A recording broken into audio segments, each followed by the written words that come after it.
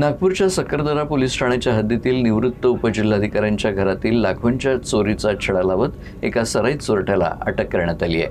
आरोपीकडून चोरीतील मुद्देमाल जप्त करण्यात आला असून त्याचा एक साथीदार अद्याप फरार आहे।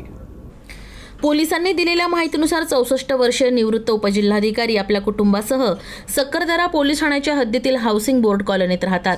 13 जून रोजी ते कुटुंबासह पनवेलला गेले असताना त्यांच्या बंद घराचं कुलूप तोडून 2 चोरट्यांनी 3.5 लाख रुपयांचे सोन्याचे दागिने आणि मौल्यवान वस्तू चोरी केल्या। या प्रकरणी सक्करदरा पोलीस ठाण्यात गुन्हा दाखल झाल्यानंतर तपास सुरू करण्यात आला। तपासादरम्यान गुन्हे शाखेच्या युनिट 4चं पथक गस्त घालत असताना कुख्यात आरोपी शेख सोहेल उर्फ भांजा शेख मुख्तार हा संशयास्पद अवस्थेत आढळला। त्याच्याकडून चोरीतील बॅग जप्त करण्यात आली। तपासादरम्यान पोलिसांच्या हाती या चोरीचं सीसीटीव्ही फुटेजही लागलं होतं। या आधारे आरोपीचा शोध सुरू होता। चौकशी दरम्यान आरोपीनं त्याचा साथीदार इम्रान हुसेन रशीद हुसेन याच्या मदतीनं ही चोरी केल्याची कबुली दिली। आरोपीच्या सांगण्यावरून पोलिसांनी 1,65,000 रुपयांहून अधिक किमतीचा मुद्देमाल जप्त केलाय। अटक केलेल्या आरोपीला पुढील कारवाईसाठी सक्करदरा पोलिसांच्या स्वाधीन करण्यात आलाय, तर फरार आरोपीचा शोध सुरू आहे।